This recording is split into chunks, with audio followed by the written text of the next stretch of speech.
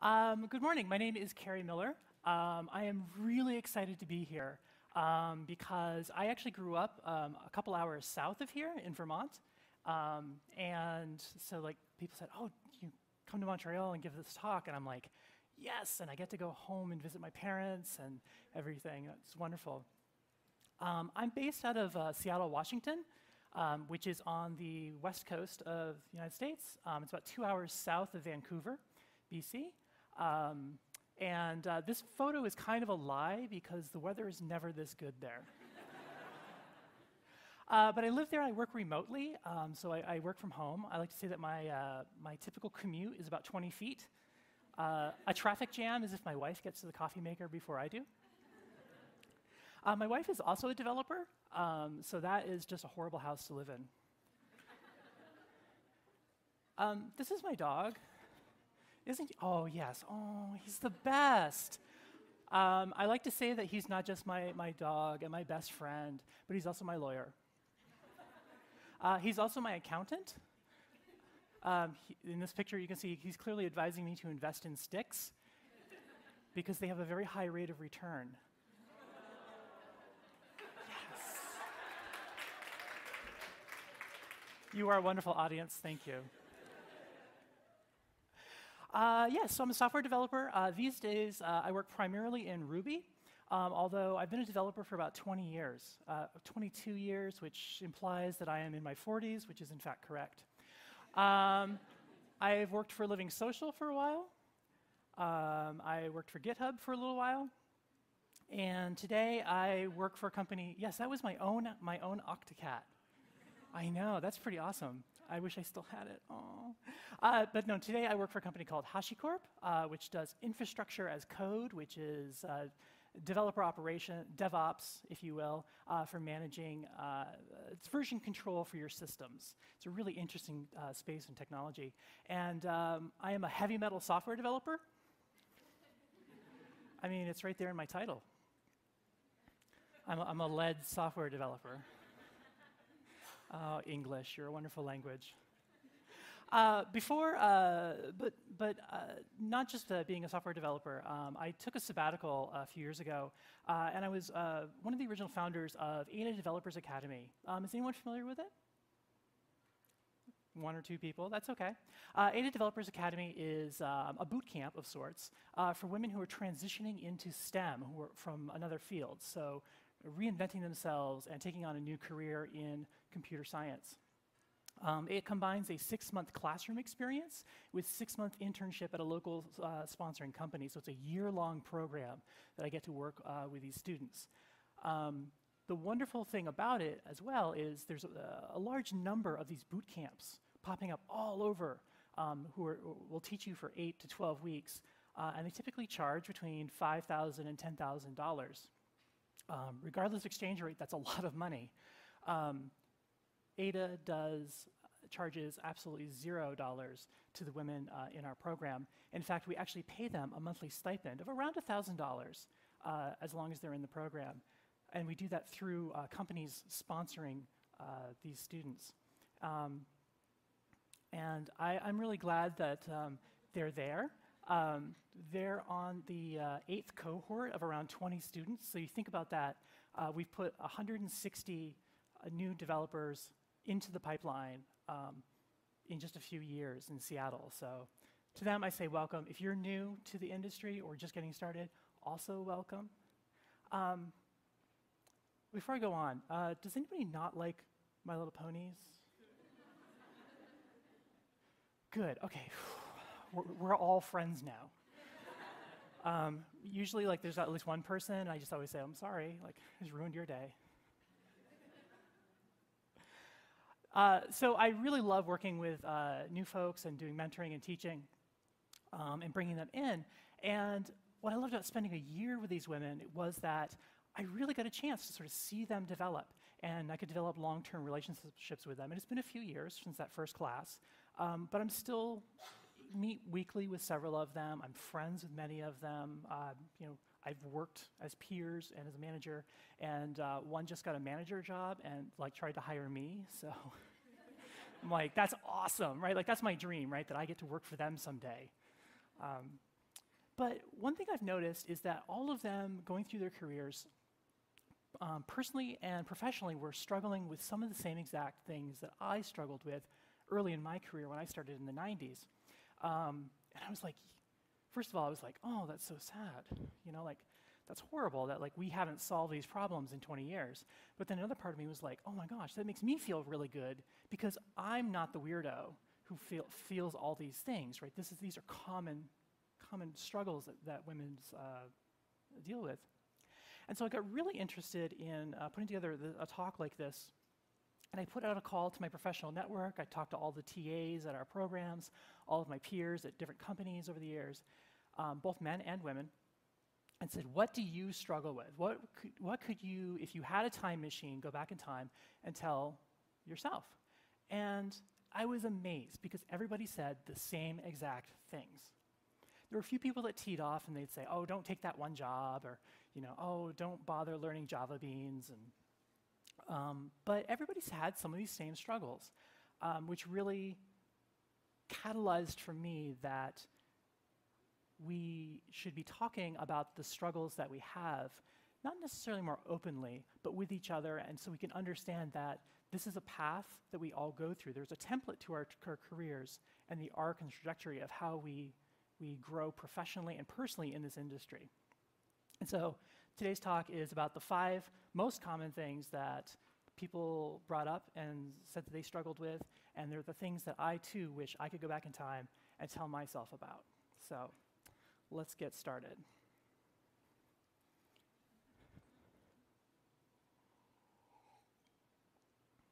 This is a really, really hard job. Not being a conference speaker, that's pretty fun. Software engineering is a really, really hard job, and we don't talk about that enough. You know, what we see in society when we look at like software engineers are, you know, the hackers of the world, you know, who like roll up to an ATM and like bleep and bloop and money spews out, right? Or they're like, you know, hacking the planet. Yeah, if you laugh at hack the planet, yeah, you're my people. But we don't really talk about that.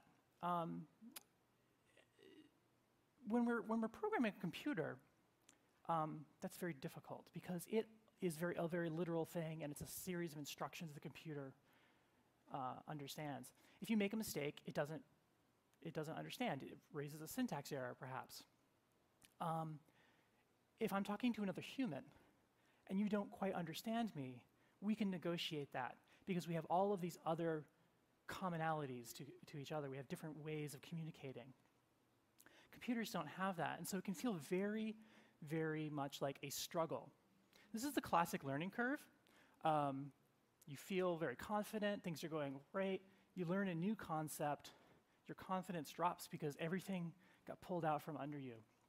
And then your confidence will slowly rise as you gain confidence or fluency with the new skill, the new language, the new concept. Eventually, you will rise again in proficiency and confidence until, of course, you hit the next one and the next one. But that's just the way it goes. And that's fine, you or I looking at this. We're looking from the outside at somebody's journey, perhaps, through learning, say, JavaScript or Objective-C. But if you're in the middle of that experience, you have no idea where you are. It's very difficult to look behind you because you lack that confidence, you lack that perspective to understand that you've grown. And it's very difficult to look ahead of you and understand how close to the top of the cliff you are. And as a teacher, sometimes you're like, okay, you're almost there. You almost got this concept. You know, like one more. Just put the comma in there, please. Just put the comma. And it's hard for people to understand that sometimes, that it does get easier. It's okay to be frustrated with software. Developing software is a difficult thing. And the things that you seem to grasp with ease are not always going to be the things that other people get easily. Because normally what we get frustrated with, we look around and we see that other people just seem to get it right off the bat. When I first started to learn about concurrency, I came up through like the hacker school of things. I learned Perl, I learned PHP, I worked in C for a while. I was using a lot of languages that didn't involve concurrency. So when I came across the concept of concurrency, that was a really weird idea to me. It took me a long time to become comfortable with it. I struggled with it while everybody else just seemed to get it. But object-oriented programming came like that to me. A lot of people, when I was coming up, had a real hard time with that. And that's fine. We brought different diversity of experiences to how we understood the material. Because pop culture really does teach us. It tells us who we're supposed to be. And a lot of women, as women, we tend to struggle with that. Men too, of course.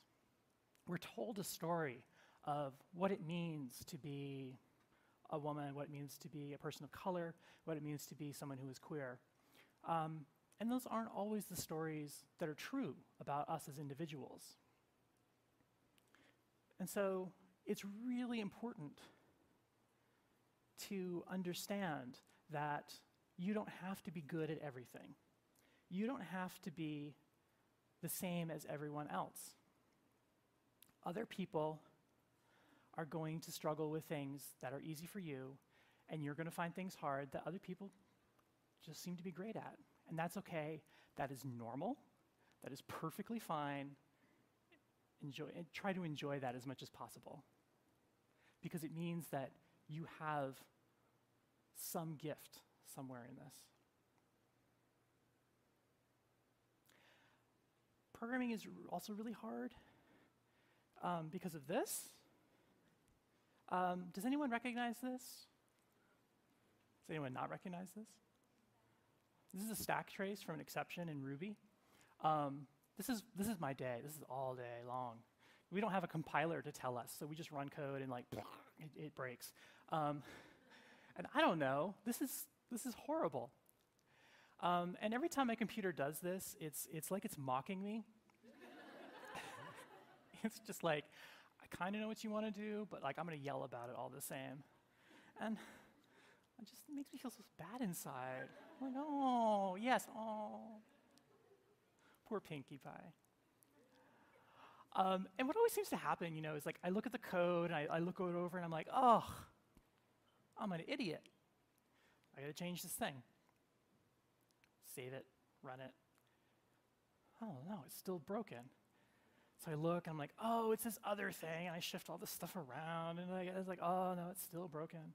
And so I start Googling furiously, and I'm on Stack Overflow, and it's I'm finding more and more obscure things that are wrong with my code, and it's a race condition, and there's a bug in the processor, or no, it's just I lost a comma somewhere. Every single time. And that's my day. That's every single day. And so you have to learn how to handle that, right? To have this this dumb piece of melted sand, right? What is a computer? A computer is a bunch of sand that we burned, and then we shove lightning bolts into it. That's kind of magic, but it's also kind of you're a creation. You're a creation. And it's screaming for help. It's I don't know what to do. I'm just your mindless automaton. Remember that in the struggle of developing software that you are the adult. You are in charge here. It's up to you. The computer's not out to get you. It feels that way. It feels that way. Apple is not really trying to hurt you with the touch bar escape. What's my escape? But you are in charge of that interaction. It is always up to you how to respond and how to integrate the sense of failure or difficulty into your experience. Don't feel helpless. Because you're going to write bad code. I'm sorry, you are going to write bad code. There was a painter or photographer, there was a photographer once who said you have 10,000 bad photos in you, and it's important to get those out really fast, really early.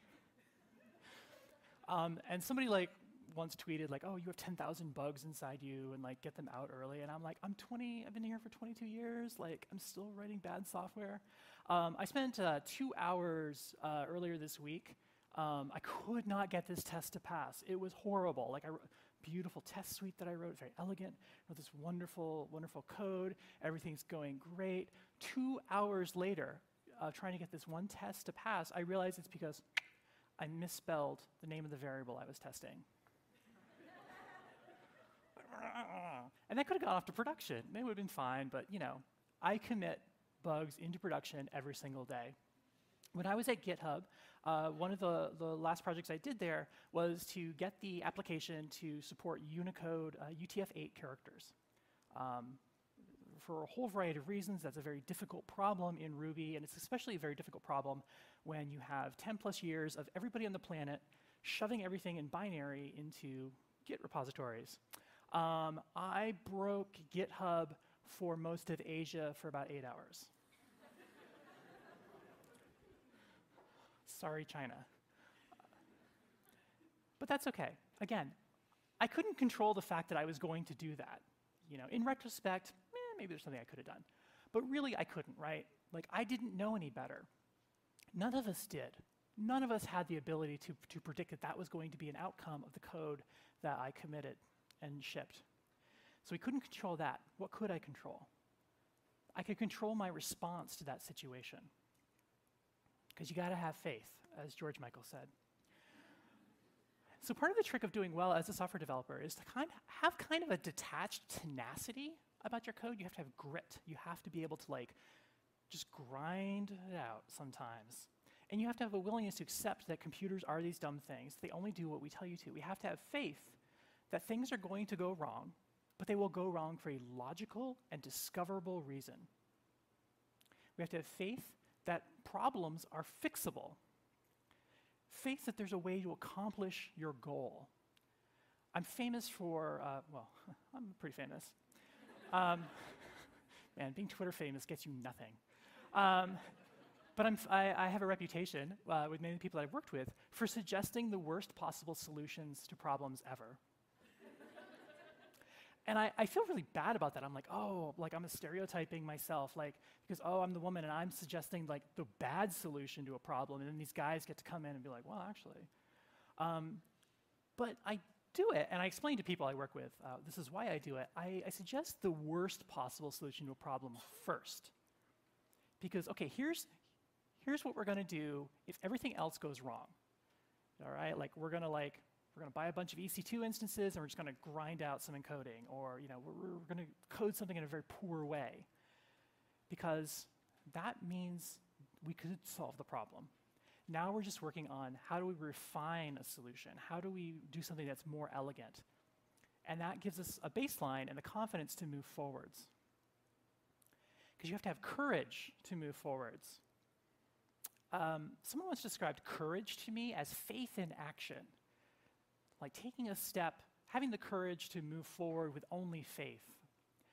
And sometimes you have to abandon the idea of knowing what you think you know in order to discover new things. We spend a lot of time as software developers working on the very edge of what we know, the very limits of our of possibilities and our knowledge. And you have to have the courage and the faith to believe that you can push forwards from that place. Because some things are difficult. Some things just flat out are difficult. But human beings created computers. Human beings created software. Human beings wrote the legacy code that you're now struggling with. Is everyone here a human being? Does anybody here not have a human brain?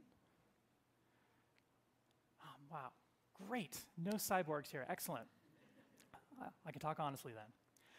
As a human, you have at your disposal an amazing gift of a human brain with human logic, and you have, in theory, the training and the skill and the ability, just by virtue of being in the room, to do the work. You can figure it out. A human did it, you're a human, ergo, by the transitive property, you can do it as well. There are 13 ponies in my slides. This is my favorite pony. This is Rainbow Dash. Rainbow Dash says that she can do everything 20% better than you. I'm not really Rainbow Dash. I can't do everything 20% better. But when I go to every conference I go to, and I go to a lot of Ruby conferences as a Ruby developer, and at some point in every conference, there's a talk. And that talk has a speaker who makes some assumption about the audience, like, oh, we're all human. Like, who would do that? That's very humanist of them.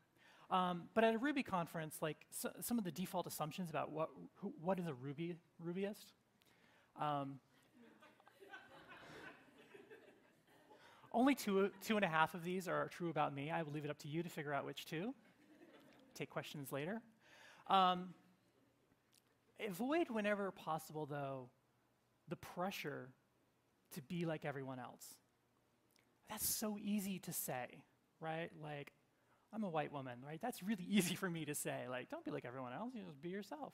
But it's really important to discover and understand and recognize when you are being pressured to be like the rest of the group. Because we waste a lot of time trying to figure out where we stand in the hierarchy as humans. That's how we're wired. We're wired to understand in any group who is the tallest, who is the biggest, who is the strongest, who is the fastest. But that can be really, really damaging to us as individuals. I wish that I had back all the time I spent arguing about what's the best text editor, right? What's the best language? How bad is JavaScript? When these things really don't matter. There's absolutely zero connection between your ability to quote Monty Python and your ability to set up and run a server.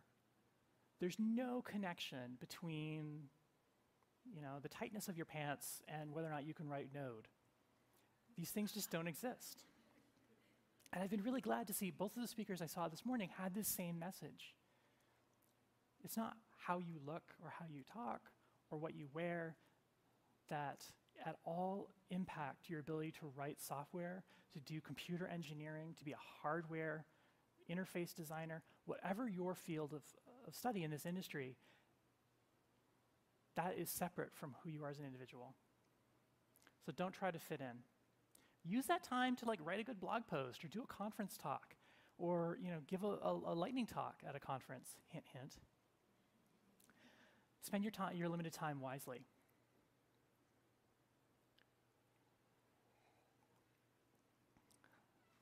I hate former me.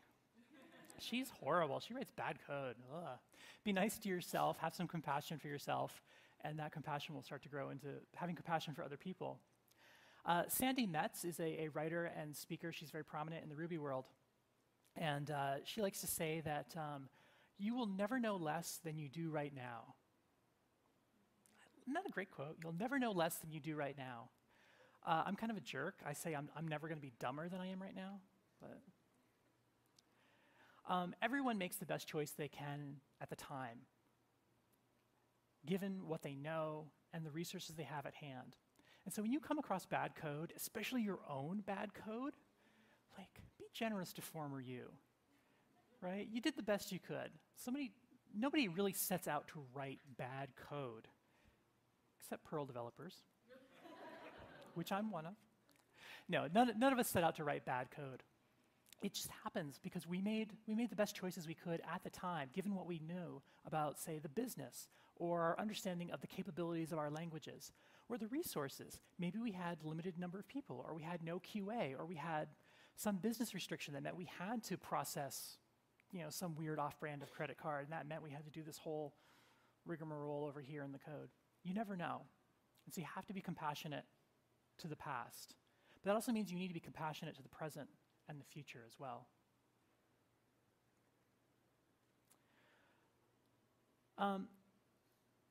We have to be really careful about our own personal health. And that means setting some boundaries sometimes. I love my boss. She's so great. She comes in at 9 every day, and she leaves at 5. And if you email her after 5, you're not going to hear from her until 9 the next morning. That is awesome. It's such a great example, right, of setting really good boundaries, and that works for her. That's fabulous. I feel that, for me, I love checking my email on the weekends, but I don't expect anybody else to. Because we have to take care of our body, our mind, and our heart in this job. Our bodies, humans, were not really designed for sitting. Like, it's such a weird ergonomic thing, right? But we're not designed for sitting. And there's endless studies that will tell you about the benefits of standing desks or walking desks or getting up and going for a walk every, hour or two. Figure out what works for you and keeps you healthy, because keeping yourself healthy, your body, your mind, your spirit, is going to help you avoid burnout. Burnout is a manifestation often of an individual's frustrations, not just with the industry, but their struggles with their health. Taking care of your mind and your heart is really important. So I have a lot of hobbies. People are always like, oh my gosh, how do you find time for all of this stuff? But, I've managed. I went to cooking school for a little while. I thought, oh man, this technology thing is just web's a flash in the pan. I'm going to go be a cook. I hiked the Appalachian Trail years ago, and I still like to do long-distance hiking. I interned as a marionette puppeteer.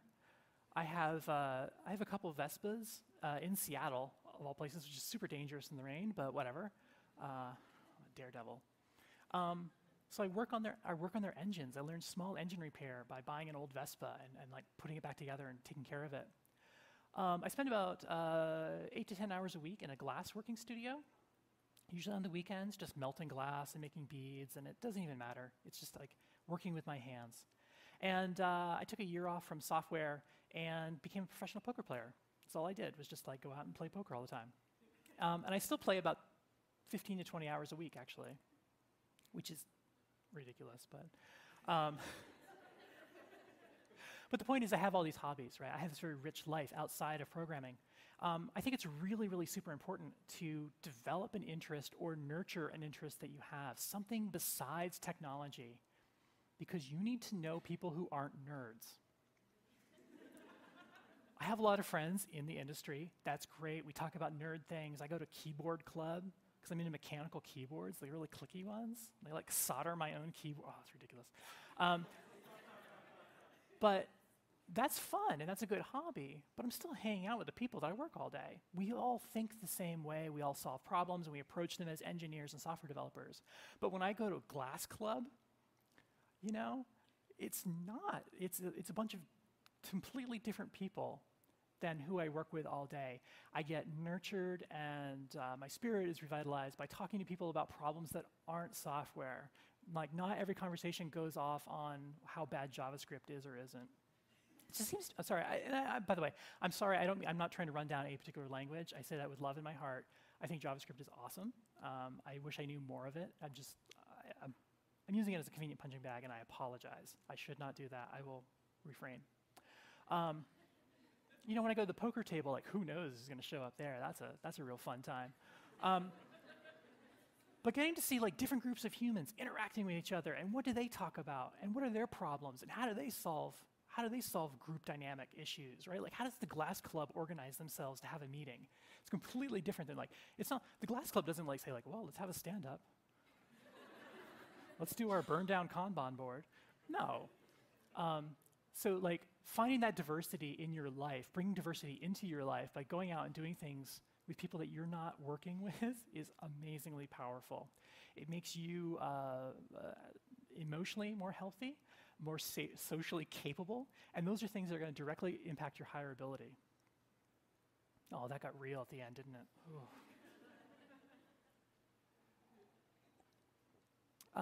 Who here knows about imposter syndrome? Who here put up their hands and lied because they have imposter syndrome? I'm not really going to talk about imposter syndrome. It's been mentioned a few times today. I'm sure you'll hear about it later. Basically, the idea that at any given moment, you're about to be found out that you don't belong here, and they're going to turn on you and fire you. I've been doing this job for 22 years. I'm a heavy metal software engineer. I've been a director of engineering. I've held a variety of jobs. This is likely my 60-something conference talk. I am still scared. I am still scared that you are going to find out that I was up at 11 o'clock last night practicing this talk and sweating bullets because I was afraid you were going to hate me and throw poutine at me, and it was just going to be awful, and there's going to be so much shame. But I live on the West Coast. I grew up over here on the East Coast of North America. I live on the West Coast. Do you know that there's a split between Chinese takeout food between the coasts? Oh, it's amazing. And what it comes to is like China is this huge country, right, with all this very rich cultural heritage and different cuisines, right?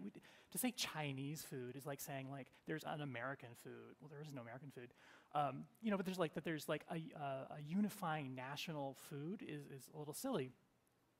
On the west coast of North America was settled by one group of people that were coming from one part of China. They brought one traditional cuisine with them.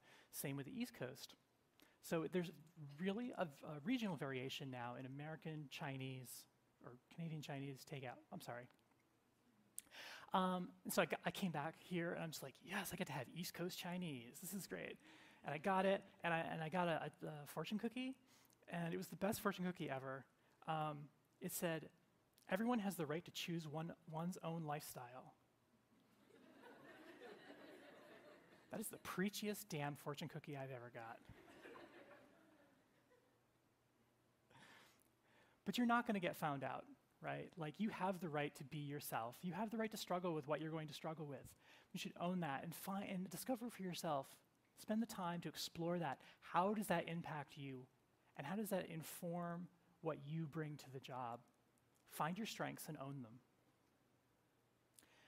Because you can do this job, right? If you have the job, like if you get accepted to college and you're in college right now and you're doing fine, you get good grades, you're going to pass university, you can do the job. If you go to the job interview and they give you the job and they start paying you, and let's admit it, we get paid really pretty good money, generally speaking, you can do the job. And if you can't do the job, just cash the check, so it'll be fine.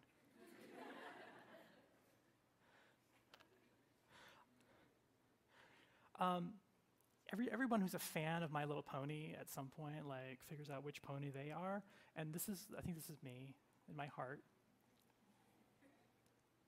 Being yourself is this really difficult process, you know. I'm 6 feet tall. I weigh 215 pounds. I wear rainbow bandanas on my head all day long. I stand out a little bit. I'm not an extrovert. I'm super shy. But one day I was wearing my rainbow bandana and I was having a really bad day with like airport security or something, and I was take my shoes off. And this woman said to me, she said, you know, I thought you'd be nicer. And I'm like, did you just tell me to smile, bitch? She said, no. She said, you're wearing a rainbow bandana. I just thought you'd be kind of nice. And I'm like, oh my God, I felt so bad. I'm like, oh, in my heart. We're always going to be judged, right, by how we present to the outside world. We're always going to be judged by things we can't control. And so don't waste time trying to fit in. They're going to find something to be upset at you about, whatever. Isn't that really sad? Isn't it really sad? Isn't it sad that, like, I walk into a women's room and people do a double take because what's this 6 foot tall woman doing here? Man, that doesn't make me feel bad about me. It makes me feel bad for the other person. Like, oh, wow, like, it's really sad that, like, you live in a world where you judge people that way. That's really too bad. So, like other people, like yourself, don't spend time feeling bad about how they feel about you. Oh my God, we're only through 2. Okay, pick it up, Kerri. Pick it up. All right, number 3, there's no magic. There's absolutely no magic. I kind of already said this, right? Where like humans wrote software, you're human, you can do the magic. There's not a drop of magic, but it feels like it sometimes. This is the adult learning model. When I teach about teaching or teach about learning, I'll use this. This is a really convenient model. We usually start in the lower left corner where we don't know what we don't know. We're just figuring things out. Then we move up. We begin to learn exactly how bad we are. My French is at that point. Eventually we move over into conscious competence where we're aware of what we know. And that means we also know what we don't know, but we're constantly aware as we're doing the action of the action itself. Eventually, though, we move into unconscious competence where we're just good at the thing and we don't even realize it anymore. Typically, the example of this is as a driver. If you drive a motor vehicle, eventually you get to this place of unconscious competence where you can drive a car for hours and not realize you're doing it. Your body goes onto autopilot. The fact that I'm able to stand on 2 feet is unconscious competence. All of us as humans learn to walk. Like, so what a weird concept, right? People just walk if they're able. But no, it's a skill that is learned to balance on 2 feet and to put one foot in front of the other. That's a learned skill. But the problem with programming is that it doesn't really look like being good at other things, right? There's no like da-da-da-da, there's no like finish line, there's no goal, there's no fanfare. And we're really bad at teaching software. We teach software as a destination. We teach education, being educated, as a destination that you reach. Are any of you math majors or came up through like math departments? Okay, a few people. Well, this is kind of an example for you. I try to teach myself from programming books all the time, and I can't do it. If we taught math as we taught programming, it would be something a little bit like this, I think. This is a pony, right? Would everyone agree that this is a pony? One pony. Does anybody disagree that this is a pony? All right. Very good. Thank you. So if we have one pony, and now we add one pony, now we have 2 ponies. Great. I'm glad that we all agree. Here's some homework. If you try to teach yourself software, this is what it feels like. Every single book starts with, oh, here's how to do hello world. And you're like, oh, print hello world, puts L or whatever, print L. And then they're like, okay, make Facebook. Shit, man, I don't know. We don't teach math this way. Why do we try and teach software this way? We're really bad at teaching software. And so we're modeling what it means to be a developer is open this thing and do this. Can anyone read this? No, you can't, I bet. This is a chart that a friend of mine who works at a for-pay boot camp generated a number of years ago to list all of the competencies you needed to be a full-stack web developer on the Ruby on Rails platform. Every single one of these endpoints is literally a discipline or technology all of its own that you could go get a job for today, full-time doing just that. So why do we claim to have full-stack engineers in the web world? It's ridiculous. Who here is 10 out of 10 on all of these? Besides me. Because I'm pretty cool. But the really cool thing about this is super intimidating, especially for new people that are coming into our field. But the great thing is we don't have to learn it all at once. We really don't. Your job every day is to learn one thing at a time, and then learn a second thing, and then a third thing, and maybe kind of connect those every single day. On the trail, when you're doing a long-distance hike, I'm going to go 50 miles that way. I'm just going to walk. But I don't have to do it all today. I just have to put one foot in front of the other, and then when I get tired, I'm going to sit down. And I get hungry, I'm going to open my pack, have a little jerky or something, right? You don't hike the entire hike in one step. You don't have to know everything all at once. It's all just code. You can learn it. There's no magic. There's no magic box full of smoke and wires somewhere, unless you're working with Oracle. There really isn't, right? All of it can be understood. And where it's not understood, you have an opportunity to document your process of learning and understanding it and paying it forwards to the next person and making the world a little bit better by leaving a blog post or giving a conference talk or mentoring somebody. Number 4. You have to learn how to learn. I went to an experimental college in Vermont called Goddard College. Has anybody heard of it? Okay, a couple people might have actually heard of it. Basically, we just sat around and talked about how we felt about learning. But it was great.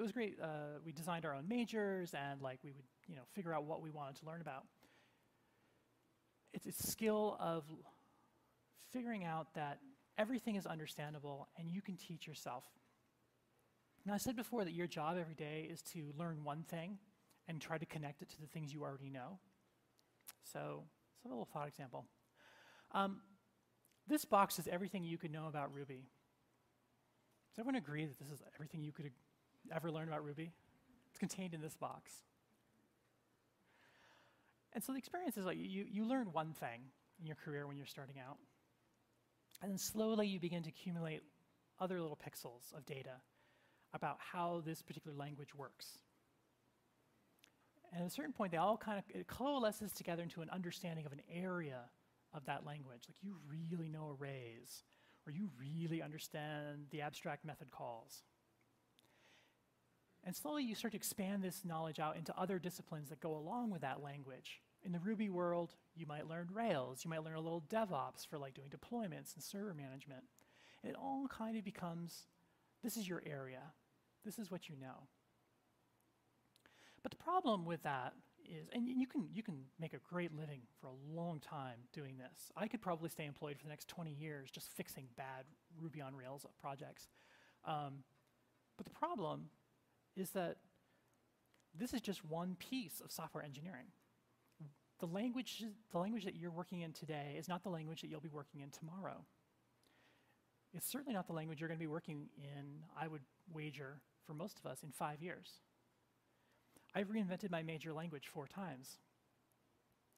I have no idea what's coming next. And so you have to find a way to be comfortable with the act of learning.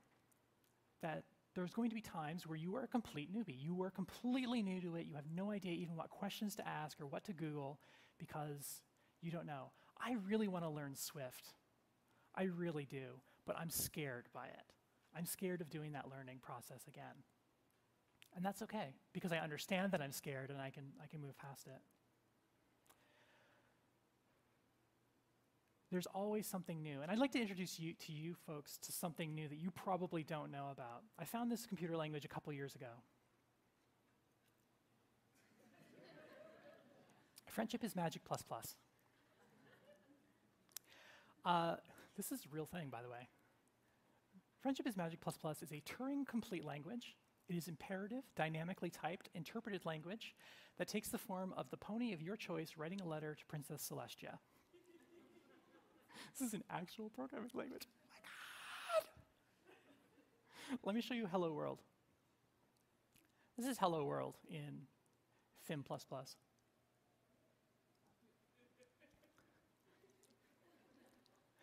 Like, this is actually kind of cool, right? If you have some experience in software languages, you can kind of see some of the structure here, right? The first line was like, we're opening perhaps a class or something. Today I learned how to say hello world. Oh, that's like a method definition. I said hello Equestria. Well, I said is probably some sort of print statement. That's all about, okay, we're closing off the method. Your faithful student Kerri. Boom, we're ending. Like, that kind of makes some sense. Who wants to write accounting software in this? Just me? Oh, I got one. Oh, thank you. Let's have a meetup. Let's do a meetup. I don't know. This is obviously not going to be the hot new language next year, but I have no idea what is going to be. Because dang, we're always making it up. No one knows what's next. No one can tell you. A few years ago, the hot thing was Angular. Remember Angular? Oh. People are talking a lot about Elixir right now. I'm slowly learning Go. Languages come and go. Technologies come and go. But investing in your own learning, your ability to go out and acquire new skills, that's key. That's key to not just, can I get the next job, but the career, the arc of your career is dependent on you learning new things and being okay with engaging with that experience. I left New England for Seattle 17 years ago. I moved to Seattle to work for Amazon, and I worked there for 5 years, 2000, 2005. I was on the personalization and discovery team, which meant that I spent most of my day writing similarity algorithms. People who bought this book also bought. So I spent 5 years looking at what you people buy. First of all, you're all horrible people. But I hate to break it to you. You are not a unique person. You are not a unique and beautiful snowflake or an individual. There is someone out there just like you who bought Harry Potter and a giant box of Q-tips and a book on drone maintenance, I don't know, right? But like whatever you do, like similarity algorithms work because we all share we tend to share a common culture, a common set of experiences, and a set of common needs in the communities that we live. Everyone needs to eat, everyone needs to sleep, everyone wants to be comfortable, everyone's kids have to get up and go to school, right? We have all of these same sort of things, no matter how strange they are. And some people like hear that and they're like, oh man, that's really depressing. But I don't think so. I don't think so at all. I think it's great that we're all alike because that means somebody else is struggling with concurrency. Someone else is struggling with how to get asynchronous processes to work on dual core chips. Someone else can't figure out how to work with Arduinos. Someone else is having trouble with the iOS store. All of these things are common experiences, and so we can draw from that community as much as we participate in it to create resources to help not just ourselves but other people. Everyone says that you should seek out a mentor. I don't think that you have to be that mercenary about it. I think being a mentor is just being a good friend and a guide, but you really should find people that you can talk to. Identify the things the different qualities of your professional life that you might have trouble with, both technically and just interpersonally. Like how do you navigate a planning process? How do you navigate the advancement system at your work? And find the people who are engaged with those processes. Whether it be a manager who is not your direct manager, for example, if you wanted to like have a conversation about how to like get to the next level in your career. It's really an essential and valuable technique for maintaining things, to see that other people around you have already trod these paths. It feels like you're making it up. You're not really making it up as you go. Someone else has already dealt with these things, and having a mentor can help with that. Similarly, if you're at a place in your career, say you have a lot of experience in something, give back to that community and help create it. Share the learning. Go teach a class. Go volunteer at Pie Ladies or Rails Bridge or whatever like workshops that accept volunteers. Just go teach. Even if you only kind of know it, teaching is a way to help solidify in your own brain what it is you actually know. Start a study group or a book club. If there's a technical book you always wanted to read, like put it out on Twitter or find a meetup group and just start your own meetup group. A good friend of mine in Chilliwack, BC, it's a town of about 80,000 people. It's a logging town. He got tired of driving the 2 hours to Vancouver to go to the monthly Ruby meetup, so he started his own. And he just kept putting it out there. So like for the first 4 or 5 months, it was just him at the local library, working on his computer, and he had a little sign on the table that said, Ruby Meetup. It's just him. It's very sad. But then, like, one day, like, somebody else said, hey, Ruby Meetup, and just showed up. And now it's a group of, like, I think he said 7 or 8 people who just get together once every couple of weeks and just, like, work on projects or talk about things. He created his own community. And so wherever you are, if you look around and you see that there isn't a community for you, because you are not unique, that means that there are other people just like you who don't have a community.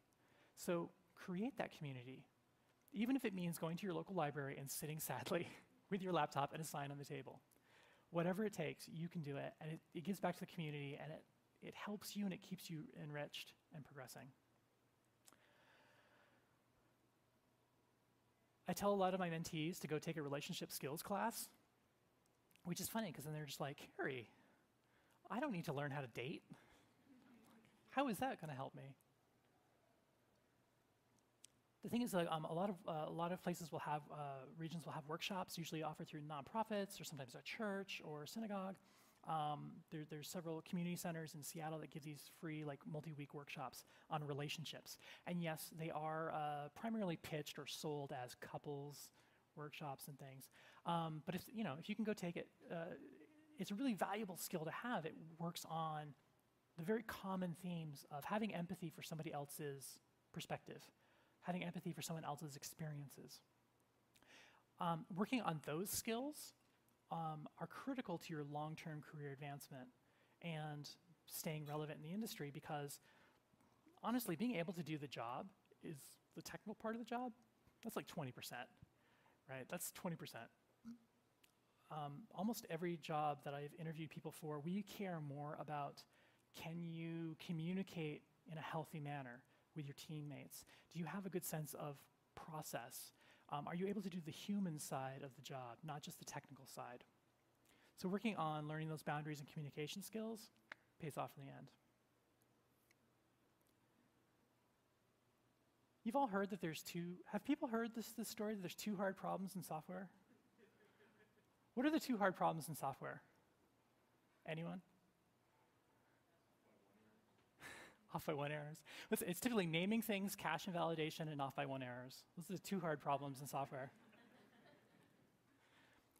So the 5th thing that I wish I knew was to get started. I put off learning Ruby as a language for about 3 years because I couldn't get MySQL installed. What does MySQL, a database, have to do with Ruby, you might ask? Absolutely nothing. But I said, oh, this is junky language. I don't know. It's really important to get started, no matter what it is. Just tuck in. There's a saying, at least in English, that the perfect is the enemy of the good. Perfect is the enemy of done. Exactly. And software is never done. It doesn't matter. The number of times I've seen engineering organizations grind to a halt because they can't agree on what ticketing tool to use or what framework to write a project in, and we spend weeks arguing about the framework instead of actually writing code and discovering what it is our customers' needs are. Oh my God, that's wasted time. Don't do that. This is the Cult of Done manifesto. You can look it up later. It has 13 main points. It was written in 20 minutes because the writers needed to get on to something else. But they're really interesting little sayings about how to get things done to encourage you, and these are 3 of my favorites. And I really like the last one the most, that you should laugh at perfection. Pick the thing that is 80% good and just get on with the work. Understand that you're not writing perfect code. That's okay. You're not perfect. No one is. Write the 80% thing. I'm a test-driven developer. I write tests first, then I write the code. We have this saying, red, green, refactor. You write the test is red, it doesn't work, it fails. Then you write the code to make the test pass, it goes to green. That's the red-green process. And then you refactor. I come up with the bad solution first, the red solution. But okay, it's gonna work, it's gonna work. Then we're gonna make it better. We're gonna go through this process. Okay, so to sum up, these are the 5 things that I wish I knew. 1, it's supposed to be hard. This is a hard job. That's okay. It's also a job that a lot of people want because it pays really, really well, and just by virtue of being in the room, you can do it. I know it. Number 5, you do you. Be yourself as much as you can and recognize when you're being pressured to not be yourself. And when you're pressured to be not being yourself, you can choose to submit to that pressure or not submit to that pressure. I don't have a value judgment around that, but just recognize when you're being asked to do something that is not in your best interest. There's no magic whatsoever. It's just wires and smoke and a bunch of lightning bolts that we shoved into a bunch of melted sand. Humans did it. You're a human. You can do it. There are no warlocks or magic berries involved. Take some time to learn how to learn. However you learn things best, understand it, and be able to apply that process. Find your community. Find the people who are like you. Find the people who are not like you. Create them if you can't find them. And lastly, get started. Don't wait. Get out there and do it. Thank you.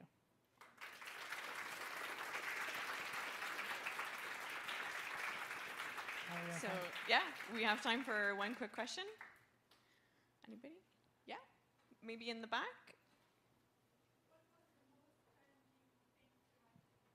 What was the most challenging thing I had to do? Like this week, or?